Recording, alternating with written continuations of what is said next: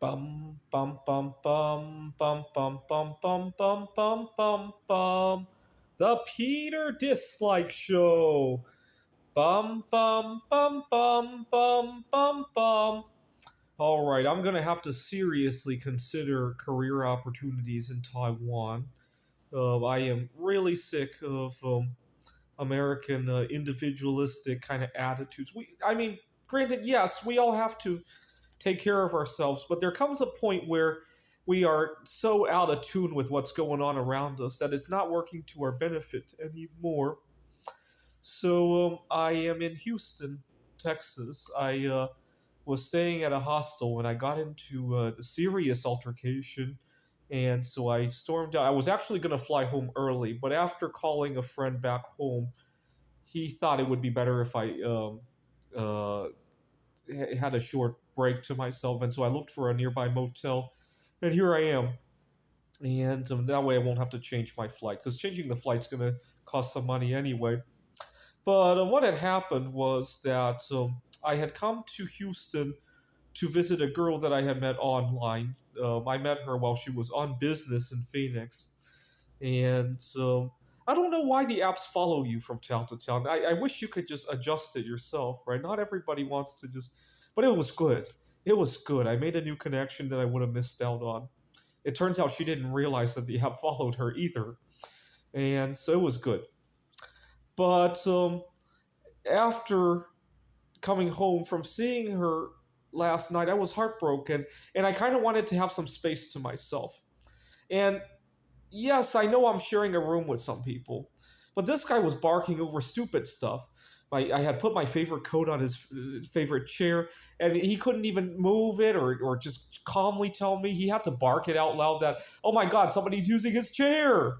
It's not even his chair, it's shared, but he was barking as if he owned the place. And I told him, I'm sorry, but could we please keep the volume down? What are you talking about keeping the volume down? It's 4 in the afternoon. I said, yeah, I'm kind of nursing a broken heart. Oh, that's none of my business. And so I get up to move the coat, and he can't let it go. He continues to harass me after I had picked up the coat and gone back to my bed, and so it made me feel very unsafe there. Fortunately, something came to grab his attention. He left, and it wasn't long before he starts barking. In the middle of the night, he starts barking again, and he can't find his cell phone. Did I pick up the wrong phone to record your stupid dislike shows? Did you pick up my phone to record that? And so he was obviously intoxicated and all that. After he had even after he had found his phone, he continued to gesture at me, saying that I needed to keep the energy level down. You're the one that's screaming. He's gesturing with a glass beer bottle like he's about to throw it at me. And finally, I feel really threatened. I lunged at him to grab the beer bottle, and then I jumped out from the top bunk of a bunk bed. Fortunately, the owner happened to just be intervening at a different fight. The room next door, when he heard the commotion, and opened our door to see what was going on, and we all just froze there because we didn't want to get kicked out. It's 2 in the morning. We're in an unfamiliar city, and so fortunately, after seeing the owner kind of put the whole thing on pause, it was kind of weird. But this morning, I was trying to finally make peace with what had just happened, and so I complimented the guy who was going to throw the beer bottle at me. I complimented him on how nice a vape pen he has. Really smart vape pen right there. And then he picked up the vape pen. What the fuck are you talking about? And he thought I was commenting on his habit. I wasn't. It was totally a misunderstanding. And that's when I grabbed everything and stormed out of there. And so I left a really scathing feedback, and hope I can get my money back.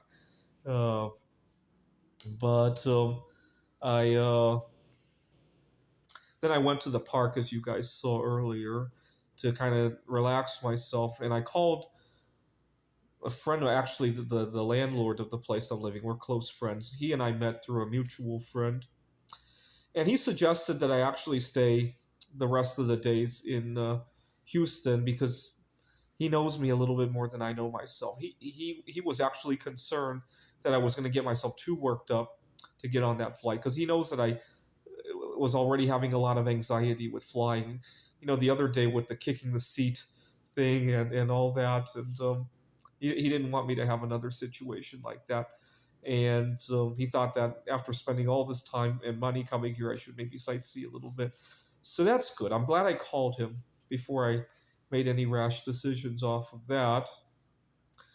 But see, over in Taiwan, just last month in Taiwan, I had a very similar heartbreak situation, and I also told my roommates in the hostel, and it didn't end up like this at all. In fact, my roommates helped me pack up, and they were telling me, Peter, you've gone through too much. Why don't you relax? You've had a death in the family, and you had a heartbreak.